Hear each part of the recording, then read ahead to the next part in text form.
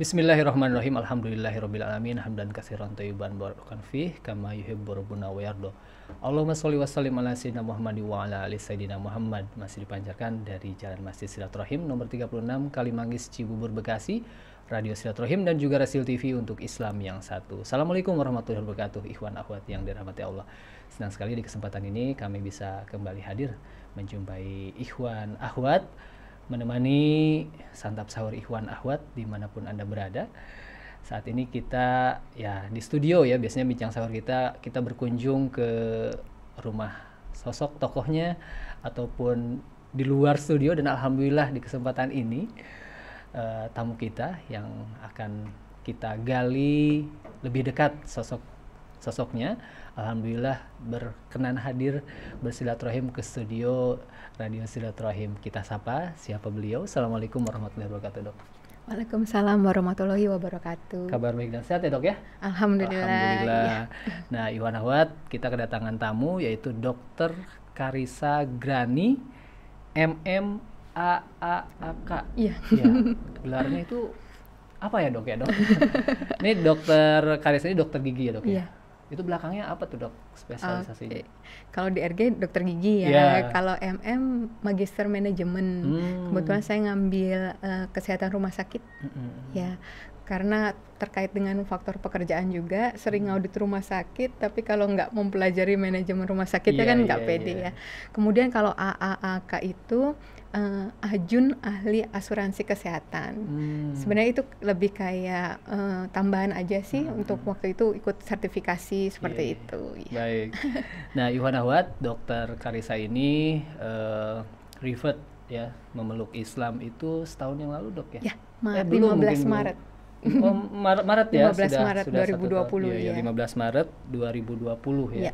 Alhamdulillah, Iwan Ahwat, di kesempatan ini kita akan mendengarkan kisah perjalanan bagaimana Dokter Karissa bisa kembali memeluk Islam gitu kan ya. Masya Allah. Nah, Dok, mungkin yang pertama kita ingin tahu sih sosok Dokter Karissa tuh latar belakangnya seperti apa sih? Lahir di mana? Keluarganya gimana gitu. Silakan, Dok. Iya, salam kenal semuanya. Assalamualaikum warahmatullahi wabarakatuh. Saya bersyukur sekali, alhamdulillah boleh diundang ke sini. Alhamdulillah. Perdana juga nih untuk sharing ini gitu ya. Di hadapan media sih gitu. Nah, kalau latar belakang saya lahir 26 Juli 1984. Jadi mau 37 tahun ini. Dari kecil dibesarkan dalam keluarga Kristen. Kemudian saya 2010 menikah, kemudian sampai saat ini dikaruniai 3 anak. Nah, mantan suami saya hamba Tuhan dulu ya. Kemudian apalagi ya biasanya identitasnya apalagi. Sekarang saya bertugas sebagai PNS di Jakarta Barat. Lahir di Jakarta. Di Jakarta juga. Iya. Jadi emang dari kecil di Jakarta ya. Iya. Baik nih, Dok. Kalau pendidikan, sekolah sampai kuliah juga di Jakarta? Enggak. Jadi saya TK, SD, SMP, SMA di Sekolah Katolik Mater Dei, Strada Sanjaya ya dulu namanya. Di Jakarta juga? Di Pamulang. Tangerang Selatan. Iya, kemudian SMA saya di Magelang, SMA Taruna Nusantara. Iya. Kemudian kuliah FKG-nya di Universitas Indonesia. Kemudian S2-nya di Esa Unggul. Iya. Ya, Dok, mungkin ini pertanyaan yang mungkin sering dokter dengar juga gitu ya, dari banyak orang yang menanyakan mengenai mualafnya Dokter Karissa gitu. Nah, untuk dokter sendiri gitu ya, apa sih yang menggerakkan dokter untuk memeluk Islam gitu? Bagaimana sih jalan datangnya hidayah tersebut gitu, Dok? Mungkin bisa di-sharing kepada kita semua, Dok? Iya, kalau ini langsung kayak mau nangis ya. Karena memang benar sih kalau itu ya, kalau apa yang terjadi dalam hidup kita tuh memang sudah tertulis dalam Lauhul Mahfuz ya. Itu saya baru tahu juga setelah kembali ke fitrah Islam ini gitu. Saya nggak pernah berpikir untuk suatu saat saya akan berubah jadi Islam. Dengan latar belakang Iya, keluarga iya. saya seperti itu, kemudian Latar suami juga pendidikan juga dari kecil. sekolah Katolik Iya. ya mayoritas gitu. Kemudian apa ya, dari suku juga kan nggak mayoritas adalah non Muslim gitu kan. Jadi nggak pernah ada dalam pikiran saya akan sampai saat ini gitu ya. Jadi suatu hari di awal bulan Maret itu, awal-awal pandemi. Iya, tahun lalu. Ya, itu kan kita lagi mulai digalakkan untuk pakai masker, sering cuci tangan, terus nggak boleh jabat tangan gitu ya. Iya. Entah kenapa saya berpikirnya saat itu kayak melihat wanita muslimah yang jaga wudhu, yang nggak boleh salaman gitu kan. Dulu ada beberapa teman kantor saya juga yang nggak mau salaman gitu kan sama lawan jenis. Itu betul. Saya dulu juga kayak rasanya gitu banget gitu kan dulu mikirnya gitu ya. Terus atau ngelihat wanita yang pakai cadar gitu kan kayaknya, terus kalaupun mereka foto atau apa itu emang kelihatan ya, atau suaminya emang nggak ketuker ya atau apa, sampai sempat ya mohon maaf sempat bercandanya ya seperti itulah ya gitu. Tapi nggak tahu kenapa di awal pandemi itu saya malah kayak dilihatnya adalah kok kayak orang muslimah itu ya gitu ya. Kayak sekarang kita kayak dipaksa semua pakai niqab ya, kayak seolah gitu ya, sampai berpikir bahwa ini ajaran agamanya kok baik sekali ya. Saya mikir, apalagi saya dengan latar belakang medis kan, saya mikirnya saya lihatnya bukan, saya jadi awalnya itu nggak belajar doktrin ajaran Islamnya gitu. Untuk belajar juga kan takut ya, jadi saya iseng browsing manfaat wudhu gitu, saya manfaat gerakan sholat gitu, kenapa orang pakai niqab kayak gitu-gitu. Saya ingatnya yang sederhana gitu sih gitu. Saya lihat kok secara medis ilmiah bisa dibuktikan, tapi juga ajaran agamanya masuk gitu. Berawal dari situ sih, gerakan sholat kenapa gini, terus kenapa kakinya jarinya harus begitu ditekan, secara medis itu semua bisa dijelaskan gitu kan, secara ilmiah ya. Betul. Nah itu saya agak mulai kok gitu. Terus habis itu sempat ada lagi pertentangan di batin gitu. Tapi doanya diulang-ulang. Saya mikir gitu kan. Doanya kan diulang-ulang. Hafalan. Iya kan? Kalau soalnya saya taunya kayaknya ini doanya kan diulang-ulang itu bacaannya. Itu sepengetahuan saya aja gitu kan. Terus tapi kayak ada lagi di batin yang menjawab, atau mungkin itu Allah gimana ya. Saya itu kayak dialog gitu. Saya ambil kayak ngelihat ke langit gitu kadang. Tapi doanya kan diulang-ulang. Kadang saya gitu. Terus kayak Allah jawab, bukankah emang bumi ini berputar dengan memang semua ada hitung-hitungannya. Saya tuh pernah tahu ada zikir 100 kali, ada berapa waktu saat itu ya, waktu saya non muslim, kok doa aja dihitungin 100 kali atau berapa gitu kali. Maksud saya apa bedanya dengan kalau cuma 3 kali atau apa gitu kan. Saya sempat gitu. Terus tapi kayak di hati tuh ada yang bilang bahwa di bumi ini juga geraknya itu juga ada hitungannya semua. Coba 1 detik aja atau 1 hitungan salah aja ya berantakan gitu kan. Kayak kejawab gitu. Setiap ada saya ragu apa, kejawab. Enggak lah, itu apa di lantai gitu kan.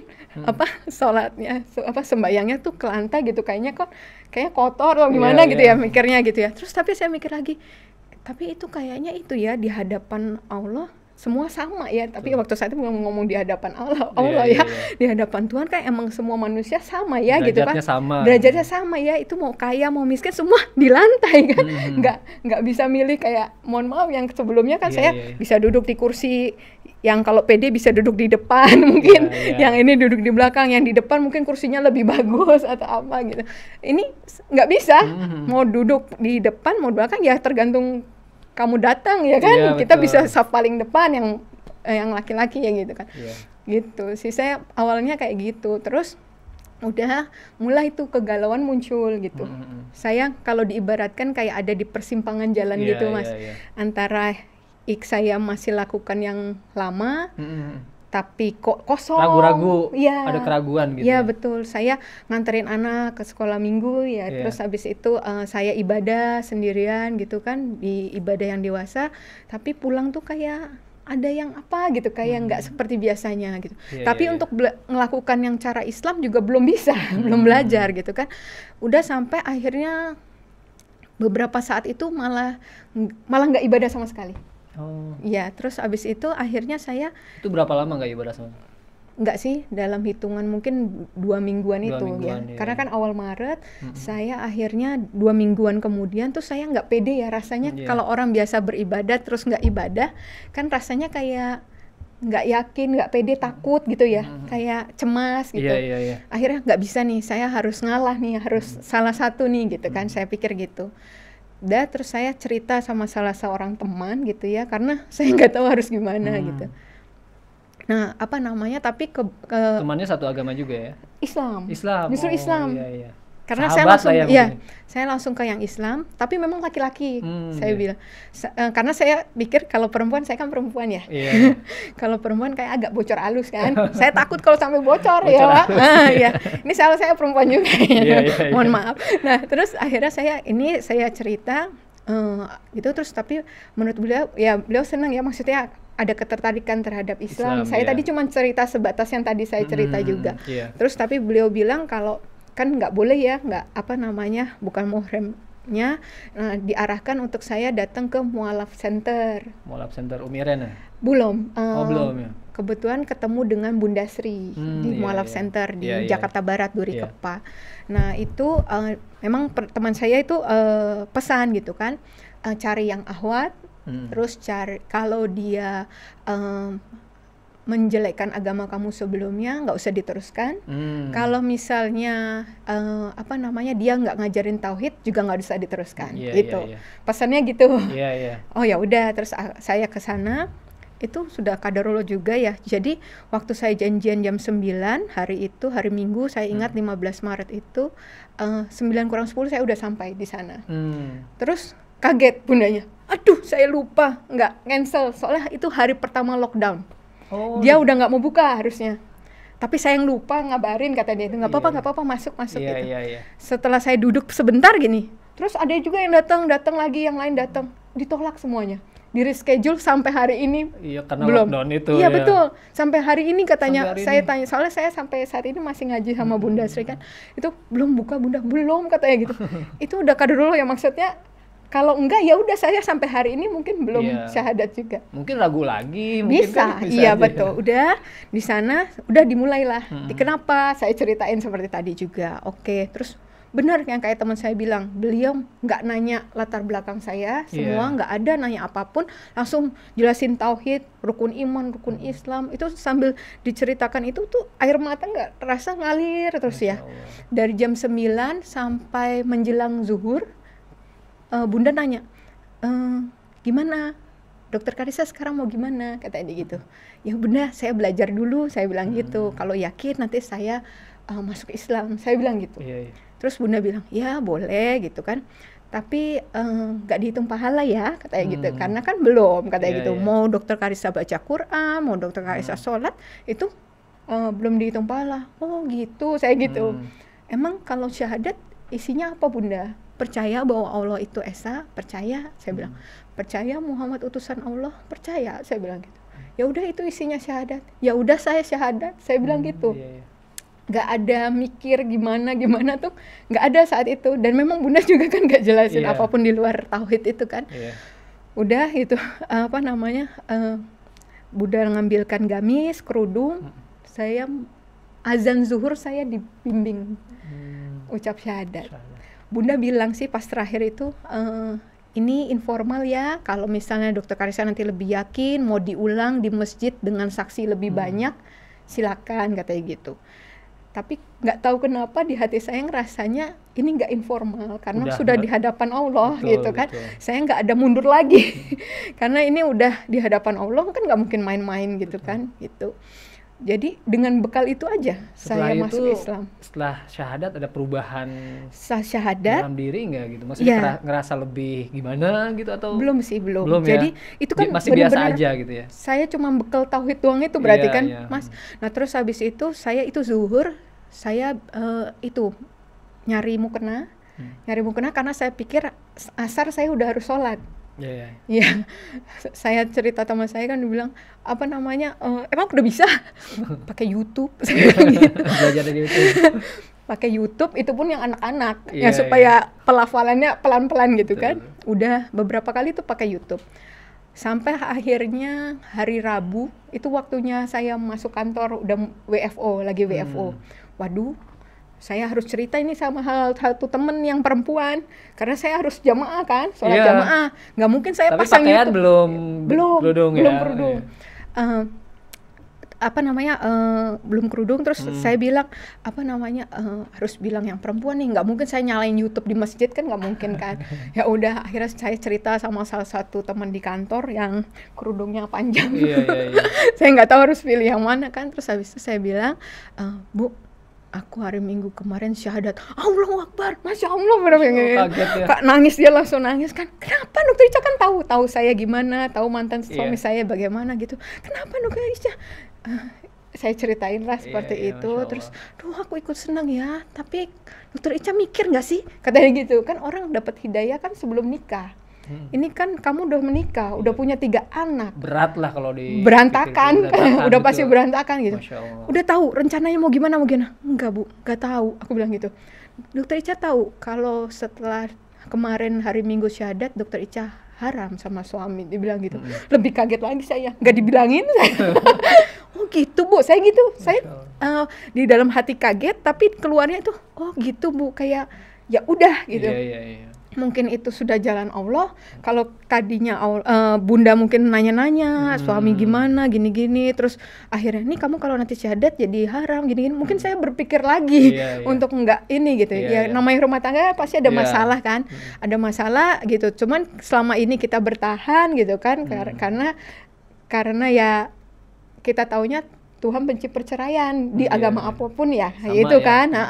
Cuman ketika udah seperti ini, dan ini harga yang harus saya bayar istilahnya ya, saya udah mikirnya saat itu udah yang terburuk ya, saya cuma mau taat aja kan saat itu ya.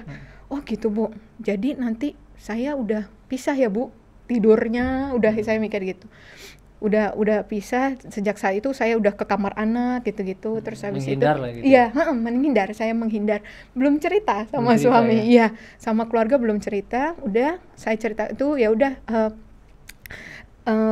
akhirnya saya sholat sama ibu ini beberapa kali, terus sampai akhirnya pas jadwal WFO, ibu itu telepon lagi, Dok Ica gimana sholatnya, kan nggak ada dia. Tenang Bu, aku ke masjid, aku bilang gitu. Nggak lama masjid juga lockdown. Iya kemarin pokoknya awal-awal Maret itu hampir semua tempat umum itu termasuk masjid. Betul, tapi itu Allah baik juga. Jadi kalau saya lihat itu memang seolah-olah ya kayak pandemi kan buruk gitu ya, tapi bagi saya pribadi itu berkahnya banyak banget. Jadi waktu masjid itu lockdown, mau nggak mau saya kan harus tetap sholat, mau nggak mau saya harus hafalin bacaan sholat. Mungkin kalau nggak masjidnya lockdown, saya hari ini masih selalu jamaah kali ya sholatnya gitu ya, karena nggak ngafalin bacaan gitu. Terus ya udah jadinya mau nggak mau, Isya terakhir saya sholat jamaah, saya ngafalin sampai supaya subuh saya udah bisa sholat sendiri tanpa YouTube, tanpa jamaah gitu kan. Itu hafal gitu? Iya, ngafalin dalam semalaman. Karena kan mau nggak mau harus, kalau nggak saya nggak sholat. Itu kan bacaannya banyak dong? Banyak. Tapi apa? Banyak. Itu diulang berkali-kali, ditulis lah segala macam cara untuk supaya subuh saya udah bisa sholat gitu kan. Dimudahkan sama Allah lah ya. Ya, itu terasa banget sih Mas. Udah kayak gitu. Terus udah, nggak ada yang tahu di kantor selain ibu ini. Baru sekitar sebulan kemudian itu mulai ke gap tuh, saya tiap azan kok hilang di kantor kan. Setiap azan sama ibu itu berdua ngilang gitu kan. Kan biasanya kalau ibu-ibu sholatnya di musola kantor aja, nggak ke masjid. Ini kan kami ke masjid gitu kan. Gitu. Terus udah mulai sebulan ketahuan sama bapak-bapak teman kantor yang laki-laki kan, karena yang ke masjid laki-laki. Terus cerita dia ke teman saya yang lain, gua ngelihat Dokter Karissa ke masjid, yang bener, nggak mungkin gini-gini gitu. Terus abis itu coba kapan-kapan foto katanya gitu. Bener lah, rame lah ya, rame, heboh di foto. Iya, sampai akhirnya teman saya tiba-tiba sore-sore mau pulang kantor, pada datang nyelamatin saya. Selamat ya, selamat apa? Saya mikir kayak ulang tahun enggak, apa enggak. Selamat ya gitu. Kita udah sore gini-gini gitu, Pak. Bayangan saya itu bukan apa-apa ya, saya bukan yang nggak mau cerita sama teman kantor, nggak mau cerita sama keluarga. Cuma saat itu kan saya pengetahuannya minim banget. Kalau saya langsung ngomong gimana-gimana, terus ditanya-tanya, terus saya malah jadinya jatuhnya jelekin Islam nanti kalau saya salah jelasin atau apa gitu, saya takutnya salah itu aja. Pokoknya belajar aja dulu saya gitu pikirnya ya. mau belajar lagi gitu, lebih lagi belajar lagi baru mungkin pada tahu. Tapi itu udah Allah yang rancangkan semuanya dengan sempurna, dengan rapi banget. Jadi teman saya tahu dulu, Pak. Nah terus mulai mereka, jadi bukan, kan saya di keluarga anggapnya dikirain karena saya lingkungan PNS mayoritas Muslim itu yang mempengaruhi saya jadi Muslim. Padahal dalam pergaulan kami kan nggak ada bahas agama sama sekali. Profesional nggak ada. Iya gitu betul. Nah kemudian saya suka lari, komunitas lari juga kan ya udah selesai lari udah nggak ada bahas tentang agama juga gitu. Nah jadi baru setelah itu mereka tahu, baru mereka kirim link, kirim buku, kirim apa supaya gitu kita kan. Belajar, gitu betul. Setelah itu memang baru. Nah kemudian ada salah satu guru ngaji yang betulin bacaan gitu-gitu bilang, kapan dok harus ngomong sama keluarga, suami terutama ya, karena dan keluarga terdekat, orang tua dok ngomong, ya ntar ya bu, udah masuk Ramadan. Itu kalau diceritain ini langsung nggak apa-apa kronologisnya ya, nggak apa-apa, saya biarin nggak ini ya. Padahal ditanya cuma dapat hidayahnya, tapi lah jadi lanjut. Nah, jadi itu kan mau masuk Ramadan. Itu saya mulai belajar taraweh kan, cara sholat taraweh gitu ya. Saya udah belajar, cuma saya lagi mikir, itu 2 hari sebelum mulai taraweh pertama saya belajar itu. Saya mikir gimana ya, yang 4 rakaat aja saya deg-degan sholatnya. Jadi rumah saya tuh ada CCTV-nya semua. Cuma ada satu blind spot itu yang di depan pintu klinik saya. Jadi kalau dari sisi sini ada CCTV, dari sana CCTV, pas di depan pintunya banget lah, itu yang kayaknya blind spotnya, yang nggak dapat CCTV manapun. Jadi saya sholat di depan pintu klinik saya, yang mana itu deket sebelahnya kamar mandi, sebelah pintu klinik gitu. Jadi saya sholat di situ, diam-diam, termasuk pembantu saya mungkin nggak tahu juga, walaupun mereka mungkin nyuci mukena yang bukan miliknya, mungkin ya tahu juga tapi nggak tanya. Itu setiap habis sholat tuh keringat sejagung-jagung, karena saking takut ketahuan. Iya betul. 4 rakaat itu rasa lama banget. Saya nggak kebayang 11 rakaat pas taraweh gimana. Udah, tapi ya saya nggak tahu, saya jalanin aja, terus saya belajar aja. Pas harinya harus tarawih itu, pulang kantor, tiba-tiba saya masuk rumah kosong. Jadi anak-anak, suami, pembantu itu ternyata lagi diajak pergi ke rumah mertua.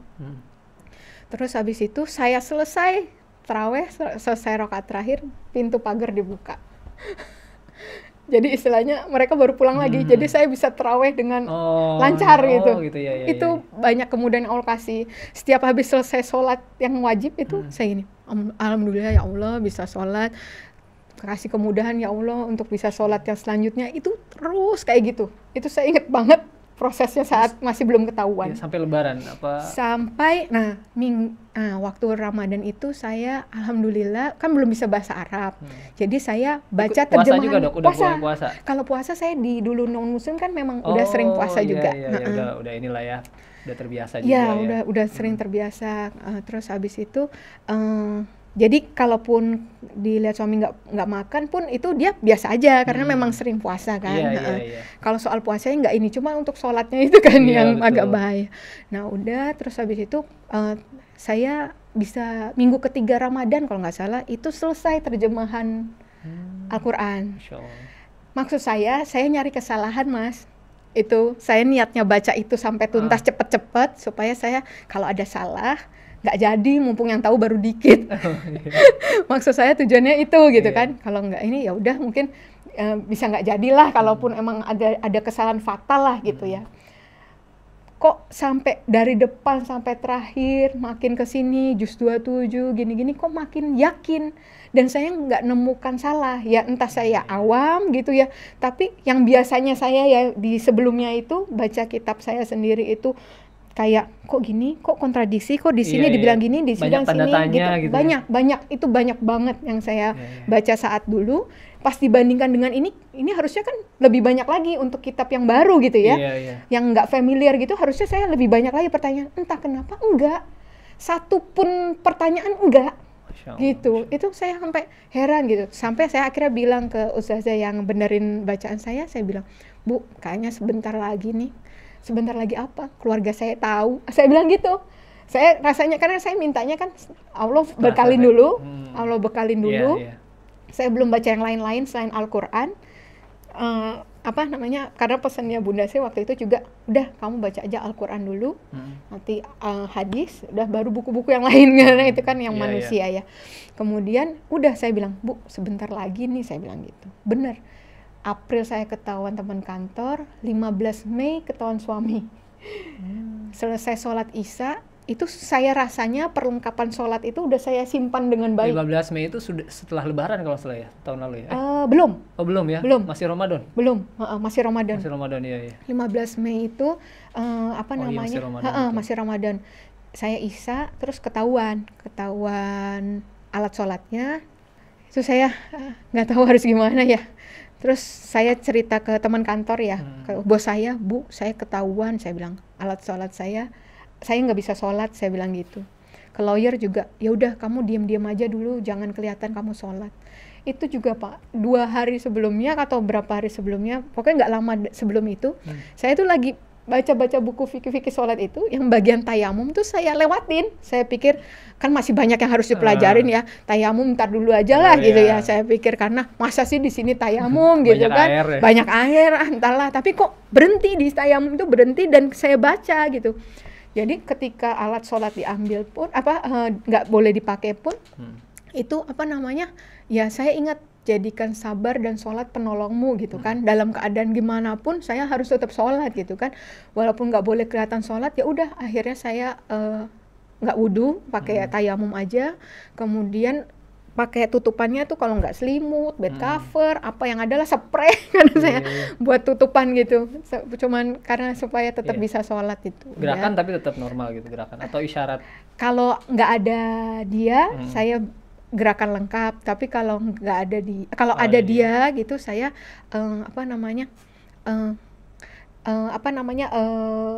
pakai isyarat kayak yang tayamum itu, kayak apa? Sholat yang itu ya, sholat yang nggak pakai itu. Kayak di perjalanan. Ya, kayak sholat di perjalanan gitu, yang nggak gitu, nggak kelihatan banget kalau itu gitu.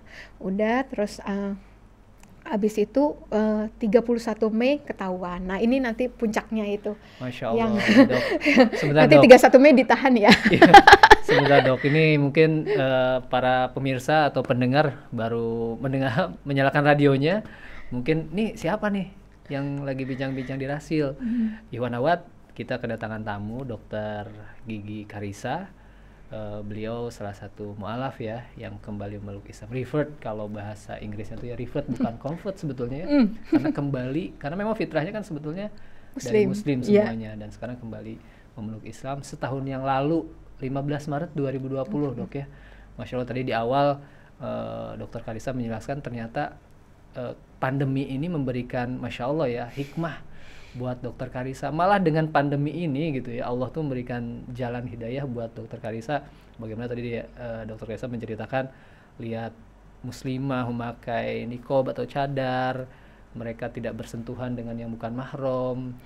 Ternyata secara beliau seorang dokter, secara ilmiah, secara sisi kesehatan, Masya Allah luar biasa. Dari situ salah satunya tadi diceritakan menjadikan datangnya hidayah ya, Dr. Karissa. Nah barusan Dr. Karissa ingin menceritakan puncak dari ujian terbesar mungkin ya Dok ya, ketika kembali memeluk Islam ini gitu. Bagaimana tuh Dok? Jadi waktu yang 15 Mei sudah ketahuan, akhirnya saya menjalani hidup seperti biasanya lagi, tanpa sepengetahuan mantan suami, karena dia juga udah pesan, sudah kamu ajarin lagi ayat hafalan Alkitab, kan anak-anak saya ajarin ayat hafalan juga, tapi yang Alkitab gitu kan. Cuman saya nggak lakukan juga karena saya udah nggak bisa lagi kan ya gitu kan. Sudah, terus sampai akhirnya 31 Mei itu saya ingat saya mau tahajud, jadi sekitar jam 3:30-4 pagi ya. Itu saya pikir suami saya sudah tidur, jadi saya ngambil wudhu, terus ngelar sajadah, terus lagi mau takbir, tiba-tiba saya di kamar anak, karena kan saya bilang tidurnya sudah pisah di kamar anak itu, jeglek, pintu dibuka. Tapi kan dokter udah mau sholat gitu ya? Udah begini, udah nggak bisa apa-apa. Cuman udah denger gitu ya? udah langsung tadi nggak dengar langkah kaki tuh biasanya saya ini Mas, jadi sebelumnya kalau setiap saya sholat dengar langkah kaki, mau saya udah di ujung sholat pun saya ulang dari depan, langsung nggak jadi gitu lagi gitu. Nah ini saya bener-bener nggak dengar langkah kaki pun, jadi langsung jeglek gitu. Udah dia langsung gini, terus ngelihat sajadah, ngelihat saya pakai mukena, saya udah pasrah dengan mukena itu. Terus dia langsung keluar lagi, terus saya buka, ini saya lanjutin sholatnya. Terus saya keluar, buka mukena, ya. Terus saya keluar gitu kan. Kamu kan udah saya bilangin, dia bilang gitu. Kamu nyari apa sih, kata dia gitu kan. Terus saya bilang waktu saat itu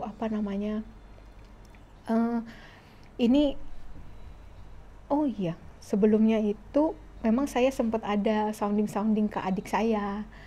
Kayaknya mungkin suami saya juga dapat bocoran dari adik saya ya, mungkin karena saya sempat diskusi, saya bilang ke adik, beragama Katolik juga kan? Kristen ya. Itu saya bilang ke adik saya, kan ada yang sekolah kedokteran juga, saya bilang, Dik, kamu kalau cari referensi buku yang terbaru kan gitu kan, yang ini, iya kata dia gitu kan, the latest one kan, saya bilang gitu kan, iya. Nah aku tuh lagi mikir, aku bilang gitu, kalau misalnya Yesus itu kemarin yang kita anggap itu Tuhan gitu ya, kalau dia itu harusnya kalau Tuhan itu berarti waktu dia datang itu harus paripurna dong, udah sempurna lah gitu, nggak perlu ada nabi lain yang harus diutus gitu kan, karena Tuhan sendiri turun jadi sebagai nabi gitu kan gitu, buat apa harus ada nabi selanjutnya gitu kan, dia udah harusnya paripurna gitu.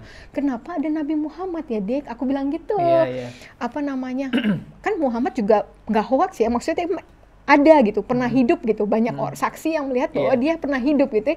Jadi memang ada gitu. Jadi Isa ada, Yesus ada, Muhammad ada gitu. Tapi yang saya bingung, kenapa masih ada Muhammad kalau kemarin Yesus itu Tuhan gitu. Saya mikir gitu. Wah, nggak bisa Kak, gini. Ya udah, saya dikasih buku The Islamic Invasion. Baca nih bukunya Islamic Invasion. Wah, kamu nih udah ini nah gini gitu. Terus awas ya Kak, pokoknya kalau aku nggak rela kalau anak-anak saya ikut kamu gini gitu kan.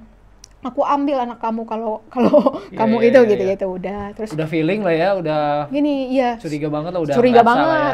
DP saya tuh, DPWA tuh saya gambar gini, kamu nadangin hujan apa lagi ini wudu katanya gitu. DP-nya tangannya kan seperti gini, berdoa gitu ya, tangan berdoa ada air-airnya gitu kan, nadangin hujan apa ini, udah curiga. Terus saya masang di Instagram itu foto saya pernah ke Dubai Pak. Foto ke Dubai kan nggak boleh, harus masjid masjid yang Grand Mosque itu kan harus pakai, itu kan dapat pakai kerudung, pakai gamis ya.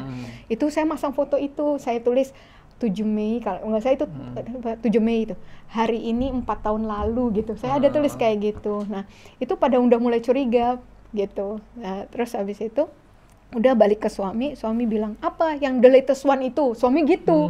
Oh berarti dapat dari adik saya ya kan, the latest one itu kayak gitu. Dia gini. Terus habis itu saya baru mau jawab udah digaplok ke deket kuping sini. Digampar kan gitu, ya dia kan lawyer juga, jadinya dia tahu titik-titik yang nggak bisa kena visum. Kata dia bilang nggak berbekas, katanya kuping, kulit kepala kan rambut ya. Jadi saya dipukul arah kuping, saya jatuh langsung karena kan keseimbangan ya, pusat keseimbangan, saya jatuh. Saya bilang sakit Dedi gitu. Terus saya keras memang supaya maksud saya ada tetangga atau pembantu saya yang dengar gitu kan. Udah, karena saya teriak-teriak, ditarik, dijambak itu, ditarik masuk ke dalam kamar anak lagi. Di dalam kamar anak dijeduk-jedukin ke tembok. Anak-anak ada di sana? Anak-anak tidur di kamar saya.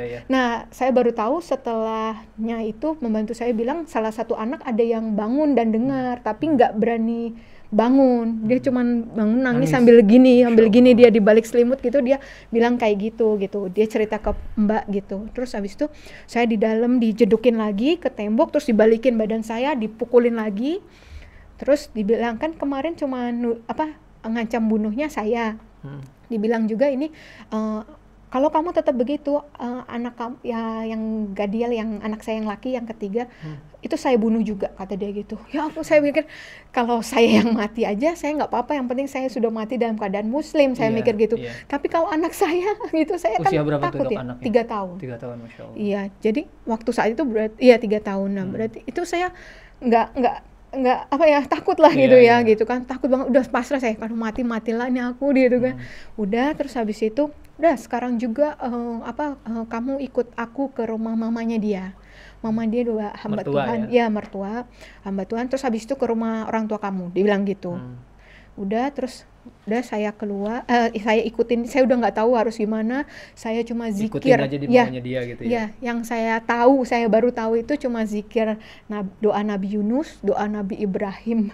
Yang saya tahu itu cuma bolak-balik kayak gitulah, ilaha illallah subhanaka ini kuntu minaz zalimin. Itu di mobil saya gitu terus sampai pasrah aja. Itu terus abis itu sampai di rumah mertua, dia cerita, terus dia pukulin lagi paha saya gini, terus habis itu mertua saya bilang jangan dipukulin lagi gitu. Terus saya dikasih minum sih, sempat dikasih minum, cuman karena saya niat puasa udah hari itu, jadi saya cuman tempelin di bibir aja, nggak saya minum. 2 kali saya disuruh minum tapi saya tempelin aja gitu.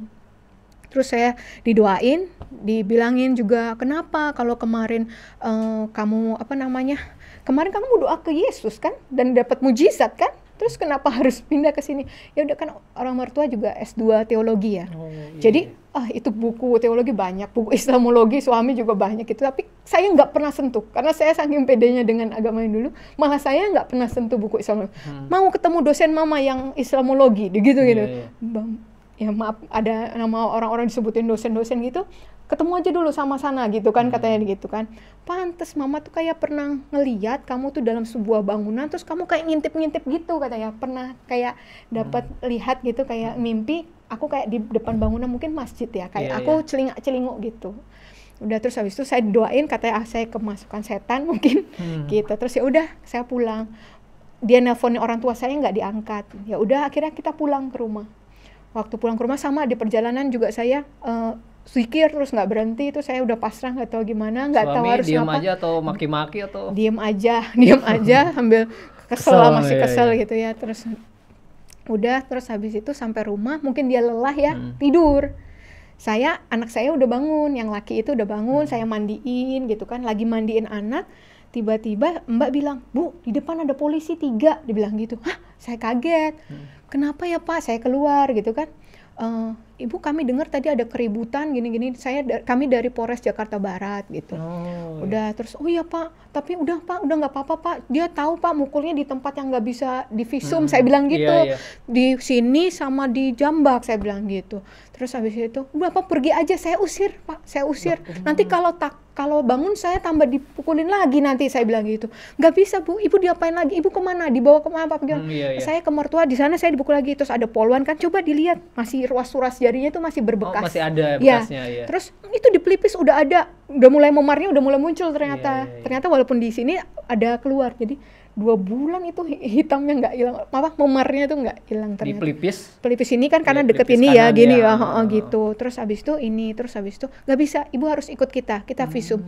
Nanti saya bilang ke mbaknya ngambil uang atau belanja atau apa gitu, kalau bapak bangun gitu kan. Udah, terus habis itu polisi tahu, mungkin ada yang lapor mungkin tetangga.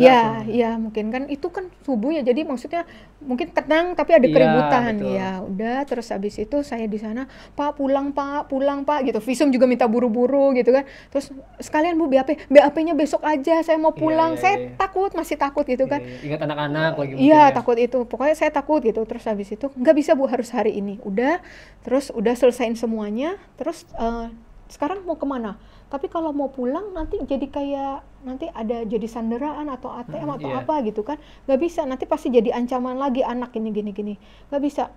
Coba ntar ya saya tanya dulu, Mbak, Bapak udah bangun? Belum, katanya gitu. Dari jam 9 sampai asar loh, belum bangun. Biasanya dia ada suara berisik aja itu bangun. Itu udah Allah lagi itu. Jadi Mbak sekarang keluar sekarang juga, nggak usah bawa apa-apa sama anak-anak, saya bilang. Saya jemput di depan. Ya, ditemanin yang polisi-polisi ini. Langsung saya dibawa ke Sentul.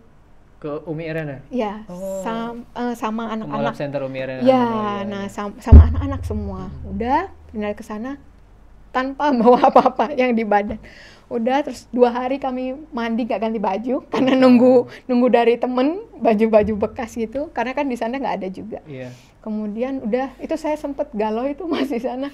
Itu aku cerita Umi seminggu ini anak-anak jam 3 pagi belum tidur, susu nggak habis, makan nggak habis, nggak pup, saya bilang gitu. Stres juga Mungkin stres juga Pak, kaget. Ya betul, tempat baru gitu kan.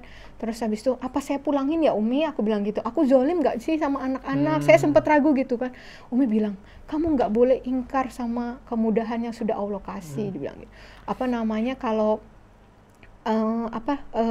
nggak semua orang tuh dikasih kemudahan kamu. Biasanya orang rebutan anak dulu loh. Iya. Kamu dengan gampangnya bawa anak keluar gitu. Kamu mikir nggak kalau misalnya kamu keluar tanpa bawa anak-anak, fitnah apa yang akan ditimpakan kepada kamu gitu. Betul. Kamu nggak sayang mereka, kamu ninggalin mereka, kamu pergi dengan mungkin laki-laki lain, iya gitu kan. Gitu. Terus kalau sekarang, kalaupun nanti anak kamu diambil, mereka sudah lihat kamu larinya kemana, sama siapa, ngapain kamu di sini gitu kan. Itu memang ternyata hanya ujian sih. Jadi setelah itu benar, innamal usri yusra itu bener banget. Itu aku rasain banget tuh Mas. Jadi tiap ada sesuatu nggak lama terus udah besoknya anak-anak enjoy gitu. Udah langsung kayak diuji doang dulu. Saya tegar nggak gitu, kuat nggak itu. Terus udah nanti ada sesuatu lagi udah gitu. Iya, itu berapa lama Dok kabur tanda kutip gitu maksudnya? Total 3 bulan. 3 bulan di sana? Iya, tapi itu sangat menegangkan kalau diceritain Mas. Karena kan saya statusnya PNS. Iya, betul. Ya, cuti saya nggak sebanyak itu. Betul. Jadi akhirnya itu, dan saya jadinya sudah langsung ngurus untuk berkas perceraian, dan itu kan nggak mudah juga kalau PNS. Ada jenjang-jenjangnya, harus izin, harus BAP.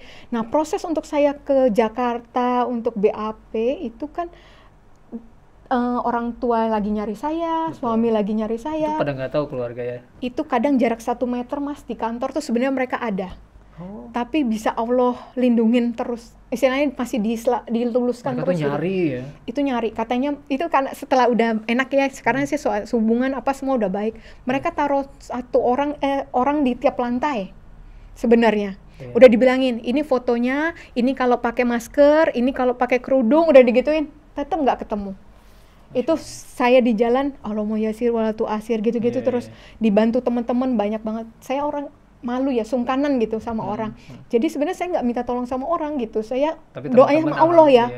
Tapi Allah kayak gerakin semesta orang-orang itu untuk tolong saya gitu waktu saat itu Mas. Jadi udah sampai pulang lagi, sampai Umi bilang, ada harinya yang paling, Umi ini pasti udah Umi, aku kayak nyerahin diri aja Umi. Ini pasti aku ketangkep, pasti ketahuan.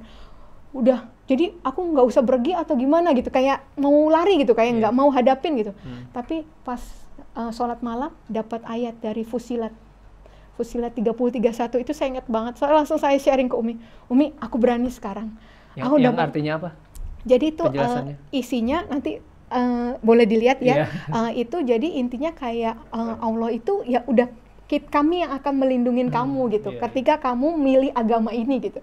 Ketika kamu milih Allah, ya malaikat Allah itu yang akan jadi pelindung saya. Udah saya pede saat itu, dan bener pas sampai balik lagi ke pondok, Umi, udah Umi, selamat Umi, nggak ada Umi gitu.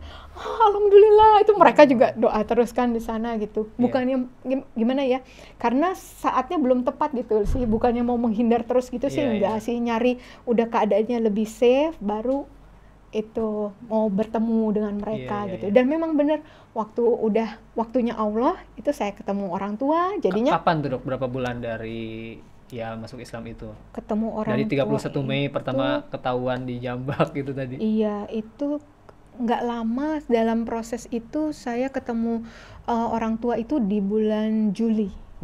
Juli ya.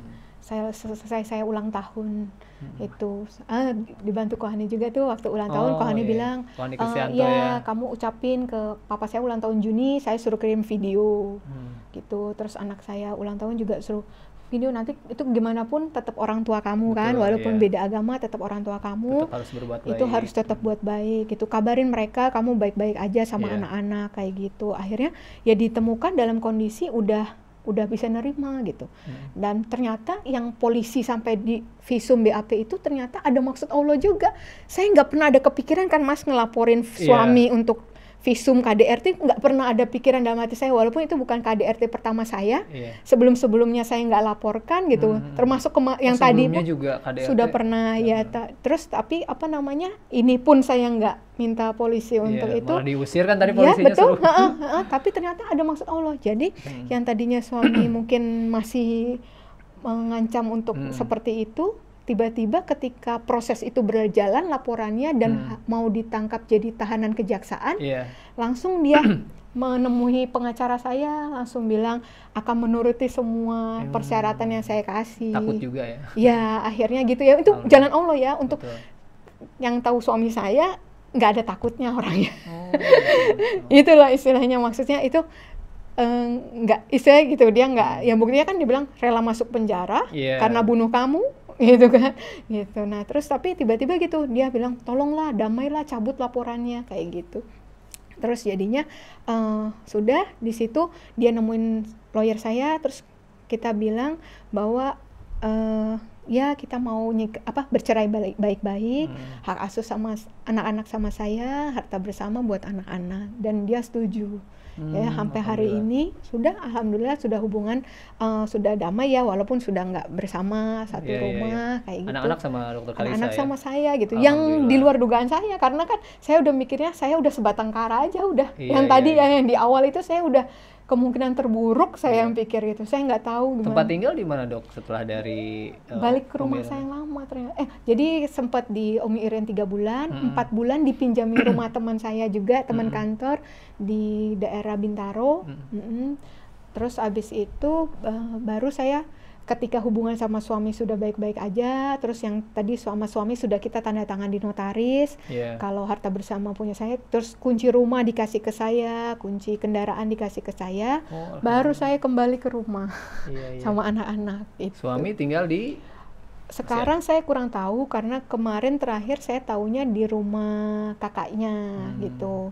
Nah, terus sekarang di mana saya nggak tahu tapi sih. Ya maksudnya rumah ini udah sepenuhnya atas nama dokter Kalisa gitu dengan anak-anak. Gitu. Masya Allah. Itu kemudahan juga ya. Itu semua kemudahan Allah. Ya orang ya pasti tadi di awal pasti ya masuk Islam, setelah berkeluarga punya anak 3 berantakan gitu. Udah Mas. Terus saya yang tahu saya juga orangnya tuh yang kayak nerimo aja gitu, yang nggak ada perlawanan gitu. Makanya sampai ya gosipnya sangat banyak Mas. Karena saya kan satu sangat nggak mungkin, saya juga orang yang juga melayani di gereja gitu, tiba-tiba begini nggak mungkin kayak gitu. Terus abis itu kemungkinannya ada orang lain, terus abis itu mau menikah sama orang Islam, jadi kayak begini gitu kan. Padahal ya begini aja hidupnya. Terus sampai sempat mama saya bilang ke pembantu saya, bilang ke ibu kamu ya udah kaya ya. Jadi saya waktu pindah ke Ponpes itu dibilang, ini mem kata mantan suami saya, ini dia lagi di hotel, di apartemen, ada laki-laki kaya yang hidupin dia. Ya kayak gitu-gitulah gitu. Terus abis itu padahal sebenarnya di sana betul kayak gitu. Ada di kantor ada yang dibilang lagi hamil, jadinya begitu gitu-gitu, banyak juga gitu. Tapi ya udah ya saya untuk sesuatu yang mengorbankan banyak hal gini, apalagi anak itu kan itu ya yang berharga banget ya. Gitu ya. Saya dari kemarin bertahan dalam masalah rumah tangga ya karena anak gitu kan. Terus sampai saya begini juga, masa sih karena cuman hal begitu aja saya pindah gitu kan gitu. Terus akhirnya ya udah saya biarin aja, yang penting Allah yang tahu hati saya kayak gimana. Itu alhamdulillah gitu, kayak yang tadi saya bilang, itu saking sempurnanya itu saya dikira udah merancangkan ini semua, padahal nggak ada satupun. Saya setiap ditanya di Kohani, saya ditanya sama teman-teman kampus dulu kan yang pada datang, itu bilang rencananya Ica gimana, kerjanya gimana gitu. Nggak tahu. Setiap ditanya itu saya nggak tahu. Tapi ya udah, hari ke hari tuh pertolongan Allah ada. Iya. Dan makin yakin sih yang utama itu Mas. Jadi ada kadang ragu sih, kadang ragunya gini, saya justru ketika saya ngurus perceraian itu saya ragu. Kayak setan bisikin, kamu yang rusak, kamu nyabut kebahagiaan anak-anak, ya kayak gitu. Di saat suami saya bilang saya lagi mau bertobat, kok malah kamunya yang pergi dari saya, kata dia kayak gitu. Nah terus itu tapi balik lagi ketika udah saya akhirnya zikir gitu, kalau ada bisikan itu saya zikir lagi, kayak Allah bilang bahwa siapa tahu saya justru pembuka jalan hidayah buat keluarga saya, ya kan gitu. Saya nggak pernah tahu sih gitu kan, itu hidayah murni kan, hatinya Allah ya gitu. Itu saya bisikan itu. Masya Allah luar biasa juga ya, bisikan bikin kita ragu gitu dong. Ragu. Itu pasti. Saya ajaran saya nggak ragu, tapi kalau anak saya ragu. Betul. Kayak tadi kan saya udah tahu benar gitu. Soalnya kita kan yang menghancurkan rumah tangga, betul. tadi merebut kebahagiaan anak. Aduh, Masya Allah itu. Status janda itu nggak banget ya Mas. Terus abis itu bercerai, itu yang saya pertahankan dari dulu itu kan, jangan sampai bercerai lah istilahnya. Tapi akhirnya saya mikir lagi gini, itu kan semua ininya dunia ya. Apa yang diberikan oleh dunia, label yang diberikan dunia. Apa gunanya saya tetap punya keluarga yang utuh, tapi akhirnya saya nggak selamat gitu kan. Nanti kan terakhirnya ya udah masing-masing sendiri kan pertanggungjawabannya gitu kan. Di akhirat pertanggungjawaban sendiri-sendiri. Jadi ya udah saya ambil resiko itu. Saya percaya, masa iya sih kalau saya sama Allah anak-anak saya jadi berantakan, jadi ini gitu ya. Ya udah. Itu anak-anak paling besar usia berapa, Dok? 9, 7.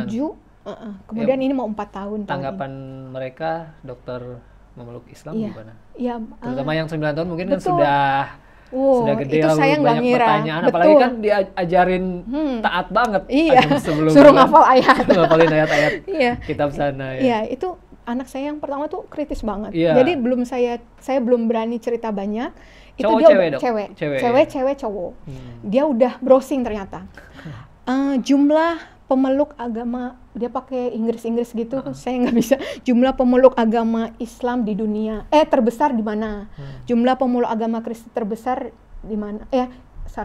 Jumlah agama terbesar di dunia sama agama terbesar di Indonesia. Saya mikir, ngapain kamu nyari itu? Mami tahu nggak? Agama yang terbesar di Indonesia itu Islam, gitu-gitu. Terus habis itu di dunia ini gitu. Dia udah bahkan angkanya dia sebutin. Kenapa kamu nyari itu? Saya bilang gitu. Mungkin dia dengan logika anak-anak ya. Kalau banyak mungkin itu yang benar. Mungkin gitu. Saya nggak tahu ya kenapa dia arahnya ke sana gitu. Tapi sih memang secara hukum dia katanya kan anak-anak yang lahir dalam pernikahan agama apa ya, itu dia agamanya masih itu sampai dia memutuskan untuk pindah, mau ganti, ya gitu. Dengan dia mengerti gitu. Kalau dari secara hukum gitu, saya juga konsultasi sama kan ada tergabung grup-grup mualaf juga yang ahwat, itu juga ada yang ternyata salah satu kasusnya sama kayak saya yang dapat hidayahnya setelah punya anak. Nah itu saya tanya gimana kita ngajarin, atau takutnya mereka bingung atau apa, malah jadi nggak agama nanti kan malah lebih repot. Terus saya disaranin untuk nggak apa-apa kita tunjukin akhlak yang baik sebagai seorang muslim. Nanti nanti mereka akan menilai, karena kalau secara anak-anak kan akan memilih yang enak. Betul. Yang Islam ini lebih lebih ribet dari sosok ibunya gitu kan. Pasti dilihat. Kalau ngelihat Islam kan kayaknya lebih susah ya. Mau doa harus cuci-cuci dulu. Doanya banyak tiap hari gitu kan. Wajib puasa, sholat 5 kali ya kan. Mungkin kalau anak-anak akan milih yang lebih enak mungkin gitu kan. Cuman makanya kita approach-nya mungkin dengan jadi contoh aja kayak gitu. Nah sekarang sama keluarga dari mantan suami masih udah baik sekarang ya? Sama semuanya sudah baik sih sebenarnya. Kalau keluarga Dokter Karissa sendiri, ibu, bapak? Ya alhamdulillah juga. Saya kan dengar cerita mualaf ada yang dicoret dari kartu keluarga lah istilahnya gitu kan, yang kayak udah nggak dianggap ya. Alhamdulillah saya pikir masih lama lagi saya bisa diterima begitu, ternyata enggak. Mereka langsung bisa menghargai, mereka lebih memikirkan keselamatan ya, keselamatan nyawa gitu. Jadi mereka nerima banget. Saya dari yang menghargai mereka juga, sholat tetap ngumpet di kamar gitu, sampai akhirnya saya kelihatan sholat pun mereka malah jangan berisik. Anak-anak saya juga, ada anak yang kecil godain, jangan gangguin mami lagi sholat kayak gitu. Yang mereka menghargai gitu. Puasa ini saya disiapin sahurnya, ini menu untuk berbuka. Kedua dong ya. Puasa kedua, alhamdulillah. Islam ya. Meskipun sebelumnya tadi udah biasa lah puasa di agama sebelumnya. Iya, beda. Ada bedanya nggak sih Dok? Puasa sebelumnya sama puasa ketika sudah memeluk Islam? Saya rasa sebenarnya prinsipnya sama. Kita nggak hanya menahan lapar dan haus, tapi ibadah, meningkatkan ibadahnya. Sama gitu dari subuh sampai maghrib juga nggak? Enggak. Kalau dari teknisnya beda gitu. Ada beberapa macam jenis puasa kalau di sana kan. Ada yang waktu itu saya pernah yang puasa air aja 40 hari, makannya enggak. Pernah nggak makan 3 hari, namanya puasa gitu, apa 3 hari nggak makan nggak minum kayak gitu, 40 hari cuman minum doang, ada macam-macam. Ada yang cuman puasa Daniel yang cuman makan sayur aja kayak gitu, yang daging-dagingan enggak kayak gitu. vegetarian gitu. Ya, ada macam-macamnya sih. Jadi gitu. puasa Ramadan biasa aja lah ya gitu, maksudnya udah terbiasa dengan tidak makannya mah mungkin. Nggak biasa juga sih gitu, tapi rasanya apa ya? Kan saya tahu ini kan nanti pahalanya adalah dosa kita dihapuskan kayak gitu, yang berlipat-lipat ibadah di bulan ini yang gitu amal ya. kebaikannya digandakan ya, betul, gitu betul, sih betul. yang itu yang jadi ibadah kayak sunnah bikin, jadi wajib ya bener ya, dinilainya, jadi betul. lebih semangat gitu aja sih, karena rasanya iya. itu keberkahannya kan banyak gitu. Terus harus sedekah sama orang gitu kan, itu yang beda-bedanya di situ kali ya. Sekarang masih belajar di Umi Irene atau di mana, Mualaf Center atau di grup atau gimana, pengajian rutin di mana, Dok? Iya. Alhamdulillah kalau sama Umi Iren waktu itu saya sempat tergabung, kalau Umi Iren kan terkenalnya kristologinya. Iya betul. Ya itu saya sempat ikut pertemuannya sekitar 16 kali pertemuan waktu itu. Itu masih online ya semuanya. Kemudian yang MCI Ahwat juga saya masih ikut. Kalau Sabtu ngaji sama Bunda Sri langsung private, itu juga dibenerin bacaan-bacaannya kayak gitu sih. Ya, teman-teman di kantor sampai sekarang alhamdulillah ya, apalagi sudah akhirnya nggak sembunyi-sembunyi lagi, nggak kabur-kaburan lagi. Iya betul, itu alhamdulillah banget. Terus kan saya sejak saya balik lagi bekerja itu saya udah ganti bajunya, seragamnya yang gamis, terus jilbabnya yang tertutup dada, menutup dada. Itu alhamdulillah bikin efek juga di sana. Jadi kepala sudin saya itu sering ngomong ke teman-teman muslim yang mungkin belum pakai hijab atau yang pakai hijab tapi dadanya masih terlihat, itu bilang, nih masa nggak malu sama Dokter Karissa udah langsung pakai gamis, pakai ini. Itu ada efek-efek itu sih yang saya sih sebenarnya nggak berniat begitu ya, cuma malu juga sebenarnya cuma Masya Allah ternyata teman-teman tuh jadi ikut ke bawah gitu ya, gitu kan. Kalau aduh masa kalah puasa Senin Kamis masa cuma Dokter Karissa aja yang puasa Senin Kamis, akhirnya pada ikutan gitu. Nah gitu. Ibadah sunnah, Dok, yang rutin gitu, alhamdulillah dijalankan. Tadi tahajud, Masya Allah, awal-awal udah tahajud. Iya, saya kan rasanya ini Mas udah 36 tahun kemarin kemana aja gitu ya. Jadi kalau nanggung-nanggung sayang ya. Orang tua saya sempat bilang, boleh kamu masuk Islam, tapi ngapain udah pakai begini-begini gitu kan. Mungkin langsung ketahuan gitu kan kalau masuk Islam gitu. Kan bisa nggak usah dulu kayak gitu kan. Gitu ya. Yang lain teman mama juga yang jilbabnya juga nggak jilbab yang begitu, jilbabnya yang keren dong Kak, gituin kan. Terus habis itu saya bilang, udah saya tahu yang perintahnya seperti ini gitu. Kalau nanggung-nanggung ya sama aja nggak melaksanakan perintah kan ya. Menurut saya sih begitu gitu. Kalau nanggung nggak melaksanakan perintah, terus ya udah akhirnya saya jalanin. Kalau ibadah sunnahnya kalau sunnah sholat sunnah sebelum wajib, kalau subuh, sesudah, sebelum zuhur, asar, maghrib, isya itu saya jalanin, duha, dijaga juga, tahajud, witir, taubat yang saya tahu baru itu. Masya Allah. Hajat kalau ada sesuatu, gitu. Masya Allah, luar biasa. Kita juga jadi malu nih yang Islam dari lahir. Umi Iren kan waktu itu udah kebiasaan juga kan, zikir, almat surat pagi sore itu udah pasti gitu. Jadi udah mungkin kebentuknya di situ sih. Terus dan mungkin dokter sebelumnya juga menjalankan agama sebelumnya taat banget mungkin ya, maksimal gitu. Ketika masuk Islam juga semaksimal mungkin gitu, Dok ya. Saya ngerasa ya seperti itu aja sih saya ngerasanya. Sama adik saya sempat bilang sih, kalau ada yang gampang ngapain lu nyari yang susah gitu ya. Kayaknya untuk manusia yang lalai kayak saya bilang gitu, kayaknya memang saya harus dibuat yang koridor gini. Saya lihat Islam tuh beda banget saya lihatnya kan. Itu nggak sekedar agama, kalau saya lihat Islam itu kayak ada ideologi juga ya. Kalau misalnya Islam tuh dari kita bangun tidur sampai kita tidur lagi, dari kita lahir sampai kita mati udah diatur semua gitu kan, nggak cuma soal urusan agama maksud saya gitu. Jadi itu saya ngeliatnya Islam tuh beda kayak ideologi malah, karena apa semua tatanan ada gitu. Semua ada aturannya dari Allah. Hadisnya gitu. Ada gitu kan.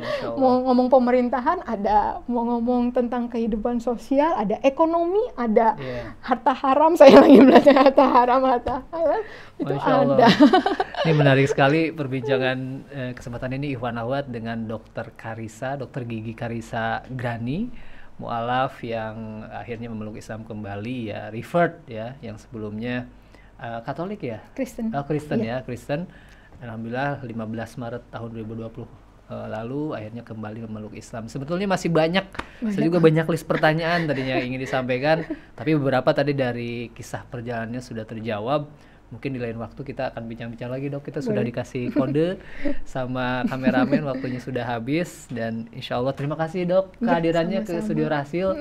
Terima kasih atas sharingnya. Insya Allah ini banyak hikmah buat para pendengar, para pemirsa, terutama mungkin para mu'alaf atau yang sedang di persimpangan mungkin yang mendengarkan kisah Dr. Karissa yang Masya Allah ujiannya, tapi tidak sedikit tadi, sangat banyak juga kemudahan-kemudahan dari Allah, Dok ya.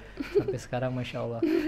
Mungkin kita cukupkan dulu, Dok. Terima kasih sekali lagi. Kapan-kapan kita bisa bincang-bincang lagi dengan pendengar Rahasil di sini, atau nanti silaturahim. Penyiar kita Mbak Caroline katanya tadi ingin banget ketemu sama Dr. Karissa, mungkin nanti bisa dengan Mbak Caroline. Baik, sekali lagi terima kasih Iwan Hawat atas kebersamaannya. Sekali lagi semoga kita dapat memetik pelajaran dan hikmah dari bincang-bincang di kesempatan ini. Saya Rizal Haq bersama kameramen yang bertugas, ada Bang Atef dan juga Bang Yusuf dan Bang Neja undur diri. Subhanakallahumma bihamdika asyhadu an la ilaha illa anta astaghfiruka wa atubu ilaik. Billahi taufiq wal hidayah. Wassalamualaikum warahmatullahi wabarakatuh. Waalaikumsalam warahmatullahi wabarakatuh.